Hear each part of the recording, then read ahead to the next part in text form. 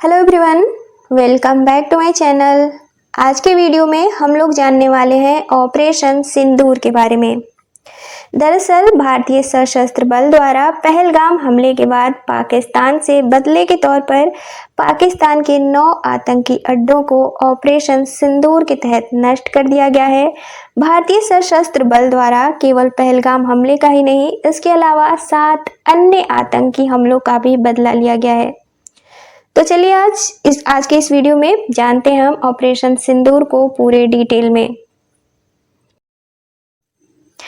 तो 22 अप्रैल को जम्मू कश्मीर के पहलगाम के बैसरन घाटी में हुए आतंकी हमले के 15वें दिन भारतीय सशस्त्र बल द्वारा बदले के तौर पर ऑपरेशन सिंदूर चलाया गया, जिसके तहत पाकिस्तान के 9 आतंकी अड्डों को नष्ट कर दिया गया है। आपको बता दें, 22 अप्रैल को हुए पहलगाम हमले की जिम्मेदारी पाकिस्तान के आतंकी संगठन रजिस्ट्रेशन फ्रंट ने ली थी। इस आतंकी हमले में 26 निर्दोष लोगों की जान गई थी, जिन्हें कि पाकिस्तानी आतंकियों द्वारा धर्म पूछकर निशाना बनाया गया था। दरअसल इन पाकिस्तानी आतंकियों का मकसद केवल भारतीयों के बीच नफरत फैलाना था। भारतीय सशस्त्र बल द्वारा ऑपरेशन सिंदूर के तहत 6 से 7 मई यानी कि 6 मई को रात में 1:05 पर यह अभियान शुरू किया गया और 25 मिनट तक चले इस अभियान में पाकिस्तान और पाक अधिकृत कश्मीर यानी कि पीओके के 9 आतंकी ठिकानों को 24 मिसाइलें दागकर नष्ट कर दिया गया। इस पूरे अभियान में Rafale fighter jets, SCALP cruise missile और हैमर प्रिसिजन बम का प्रयोग किया गया। इन सबको डिटेल में आगे जानते हैं। पहले आतंक के 9 नष्ट हुए अड्डे कौन से हैं, उसे जान लेते हैं। तो इन 9 अड्डों में पहला है मरकज सुभानअल्लाह बहावलपुर। यह अंतरराष्ट्रीय सीमा से 100 किलोमीटर की दूरी पर है, जो कि 2015 से संचालित था। जैश ए मोहम्मद का मुख्य प्रशिक्षण और ब्रेन वॉशिंग सेंटर था। 14 फरवरी साल 2019 को पुलवामा हमले समेत अन्य अभियानों की योजना से यह जुड़ा हुआ था। दूसरा है मरकज तैयबा मुरीदके। साल 2000 में नंगल सदान मुरीदके में स्थापित किया गया था। मरकज तैयबा लश्कर तैयबा का मुख्य प्रशिक्षण केंद्र था। 26/11 मुंबई हमले के हमलावरों, जिनमें अजमल आमिर कशाब शामिल था, को भी यहीं प्रशिक्षित किया गया था। तीसरा है सरजाल तेहरा कला। भारतीय सीमा से 8 किलोमीटर की दूरी पर है। यह जैश ए मोहम्मद की एक लॉन्चिंग सुविधा थी, जो तहसील नरवाल में स्थित था। यह केंद्र तेहरा कला गांव के एक प्राथमिक स्वास्थ्य केंद्र से संचालित किया जाता था। यहाँ जैश के वरिष्ठ नेता जैसे मोहम्मद अदनान अली और काशिफ जान नियमित रूप से आते जाते थे।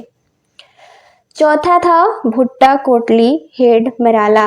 यह हिजबुल मुजाहिदीन की सुविधा थी, जो कि जिला सियालकोट के हेड मराला क्षेत्र में स्थित भुट्टा कोटली के सरकारी बेसिक हेल्थ यूनिट परिसर में संचालित होती थी। यहाँ आतंकियों को हथियार चलाने और आतंकी रणनीतियों की ट्रेनिंग दी जाती थी। पांचवा था मरकज अहले हदीस बरनाला। एलओसी से 10 किलोमीटर की दूरी पर स्थित था। यह लश्कर तैयबा की एक प्रमुख सुविधा थी, जो पुंछ राजौरी रेसी सेक्टर में आतंकवादियों और हथियारों की घुसपैठ के लिए उपयोग की जाती थी।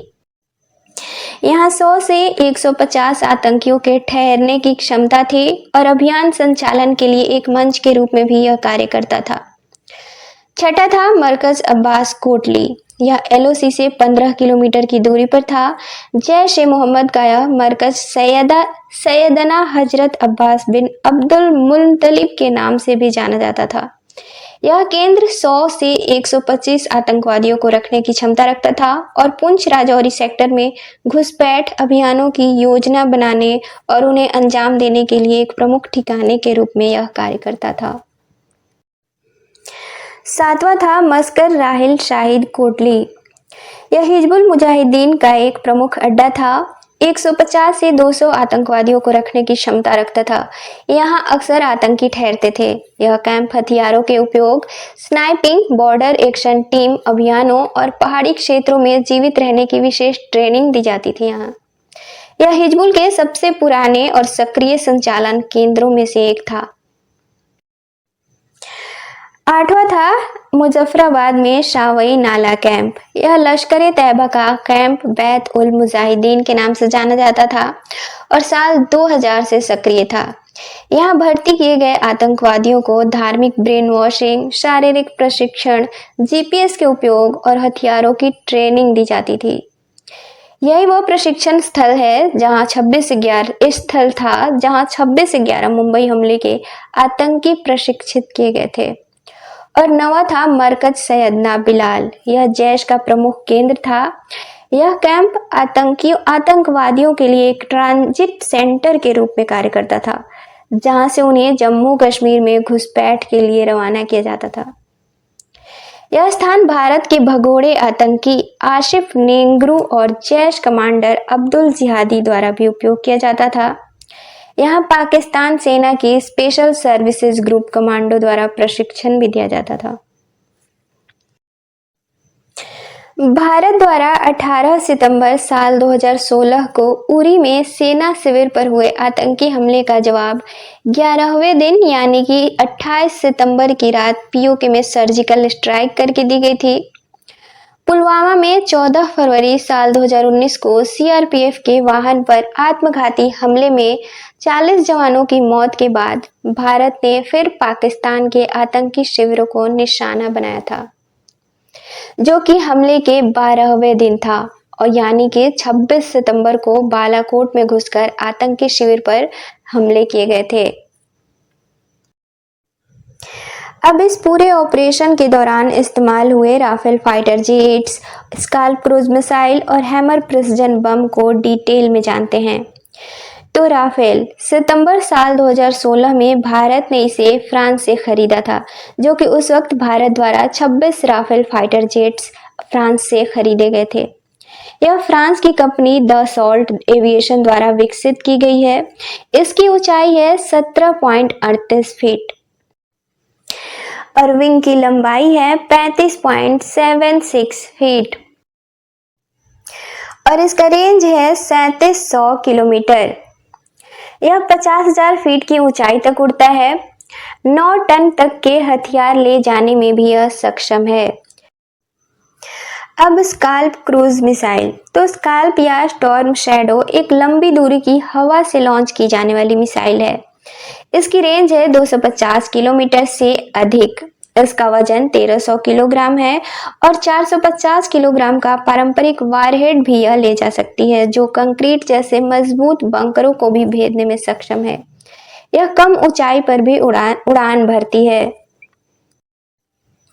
अब हैमर बम। तो यह घूमते रहने वाले बम होते हैं। यह लक्ष्य को पहचान कर उसे तत्काल नष्ट करने में सक्षम होते हैं।